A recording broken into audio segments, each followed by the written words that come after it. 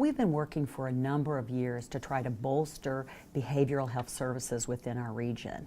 And one of the things that we've done is to reach out to other providers to try to determine what are the core competencies and what are the strengths we have among all of the providers in our region, and how can we leverage those competencies to expand the resources available.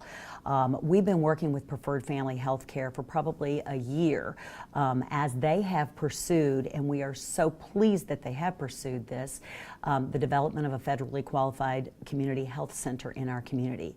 Clarity Healthcare, which will not fix all things, is yet another avenue that will allow us to bolster the behavioral health resource base in our region.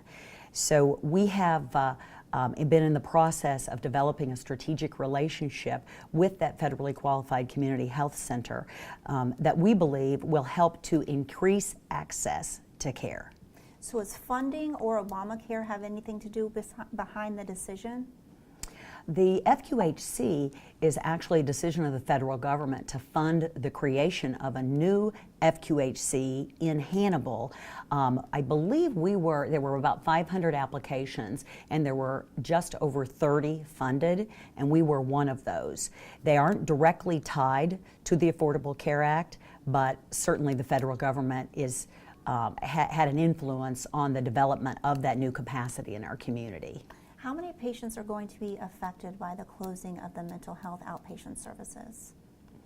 I can't tell you how many people are going to be directly affected, because we have a lot of patients that we had served that may or may not come to us on a regular basis. So I can't give you the specific number of people affected. Certainly any transition in the provider of care, be it for cardiac care, but especially for behavioral health, is very, very difficult. And we appreciate how challenging that transition is, and we are participating in helping to build that bridge for each one of the patients affected by our choice not to continue to compete in the outpatient mental health arena, but to collaborate with others instead of compete in that arena of service. And what about the patients who are going through the Suboxone program in terms of properly getting off of opiates? Are they going to be able to finish the program? If not, what's next for them? I can't tell you anything specific about the transition of any unique patient, and every patient has a lot of careful consideration in what it will mean to transition their care to another provider, be it because a provider is no longer going to be in this market, or because there is a need for a higher level of care that's outside the scope of the provider. So there are lots of reasons that a transition in care from one provider to another might need to take place, and we have to be very customized in our approach to transferring that care. What would you like to tell people in our area who are already on heightened alert because of the shootings and that type of things, who are frightened by this decision? I'd like to tell them that there are lots of positive things happening within the arena of behavioral health. We did a community health needs assessment this last summer, and unequivocally, our community told us that behavioral health is their #1 priority. Even prior to learning that definitively through that survey, providers of behavioral health had been coming together, and we formed a coalition called the Northeast Missouri Mental Health Coalition. That coalition is now in the process of assessing all of the resources that are currently available, where our gaps are, and how we can work together to better meet the needs in Northeast Missouri. We also are challenged by some decisions that have been made within our state not to expand Medicaid. That has a tremendous impact on the continued challenge of folks who do not have a third-party insurance. The challenges with the Affordable Care Act and the healthcare exchanges being of benefit to helping people access healthcare resources. That's also problematic. The fact that mental health parity within the insurance arena has not resulted in a commercially insured patient having the resources frequently to pay for counseling services and ongoing behavioral health services.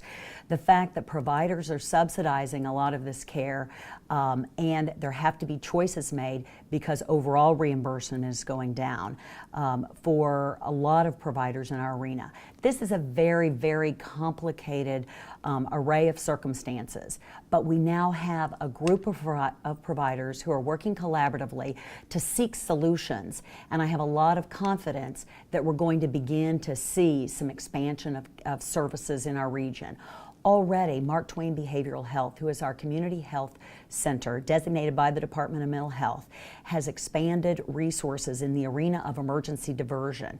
There are now services that can be of assistance to families who are in crisis that can help them to identify the most optimal resource for them at the point of crisis.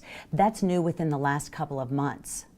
We have a task force that is getting together to focus on promoting mental health first aid, which is an 8-hour class that will allow us as a region to enhance our health literacy and our understanding of mental health and what those resources are. Mental health is something that affects directly about 10% of our population and indirectly about 100% of our population.